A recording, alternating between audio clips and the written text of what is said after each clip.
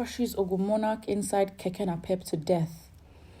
Tragedy struck on Tuesday when a truck crushed the Olu of Onibuku, Ado Ota local government area of Ogun State, Oba Abraham Bankole to death. Wow.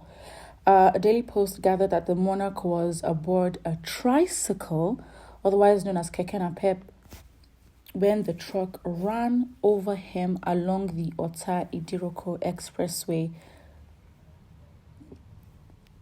The Oba was said to have died on the spot when the truck crushed him while alighting from the tricycle. Contacted, the spokesperson of the Federal Road Safety Corps in Ogun, Florence Ope, said, "I was informed of the incident today." Ope, however, said she was yet to be fully briefed by the FRSC in Ota unit, a first-class Oba in Ogun West, who did not want his name in print, confirmed the incident, expressing sadness over why the monarch decided to commute in a tricycle instead of a personal car. There are speculations that Oba Bankole may not have a befitting car or might have parked his car due to the hike in pump price of petrol. The monarch's remains, it was gathered, have been deposited at the General Hospital, Ota. That is actually quite graphic, and I think the intensity and the detail of how cruel this and harsh this death was is literally described by the last sentence, saying the monarch's remains. As in, when it says remains, it means some were missing, is what's left. That's a lot, and that's quite shameful.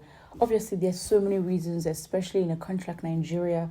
Even if in first world countries where you see things are okay, and there's a system in place that allows for safe driving, they have thousands of accidents every year. So then imagine a country like Nigeria where I don't even think we have roads. So we have half roads, right? With no pavement, roads that are not even fit for a good car to drive on, let alone when we're talking about traffic, we're talking about road safety and following regulations when driving.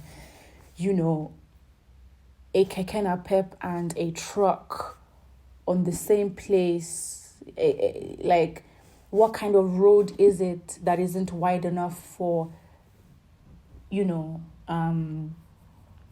the truck driver to have seen or not have seen the Keke Napem? And even in first world countries, and when you are as a truck on roads, for you as a truck, I think there's also a speed limit for a truck. As much as there's a speed limit for roads and all types of cars, for trucks and heavy vehicles, there's your own speed limit.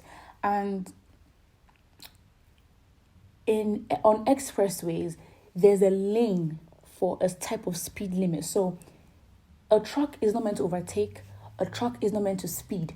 A truck is always usually assigned a lane and other cars who would choose to drive in that speed limit. And as you go across different lanes, the speed limits increase. So it's these are systems that don't completely eradicate instances like this, but mitigate the chances and the intensities of injuries and accidents. But in this case, obviously, the individual that has passed is not just anyone but a monarch, which is a kind of interesting case because you would not expect, as another monarch replied, saying, why would you drive and why would you be not just in any public transport but a Keke Napem, But again, for a lot of people, you might have your cars, but with efficiency, again, hiking fuel prices, certain times it may just be efficient for you to take a bike or a Keke Napem to where you're going to go, right? In some moments, what, might just park this car and then let me go somewhere. And I think it's one of those things where you have to pray to be safe and leave your house and come back safely. But in Nigeria, the chances of any type of accident, anything, it's worse. It's higher. It's more extreme. Yeah, so it's crazy, and it's obviously very sad, but that basically just remains the reality. Damn, Tinubu government is a bad omen for the country.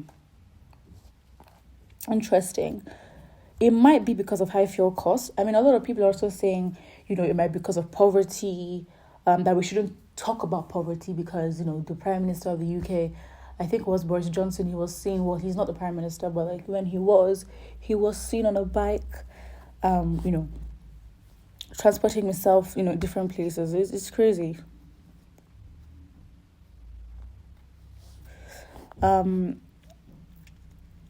His hands might have been stained with innocent blood since they like using Oro Festival to kill innocent people. Wow, okay, now that is a bit extreme.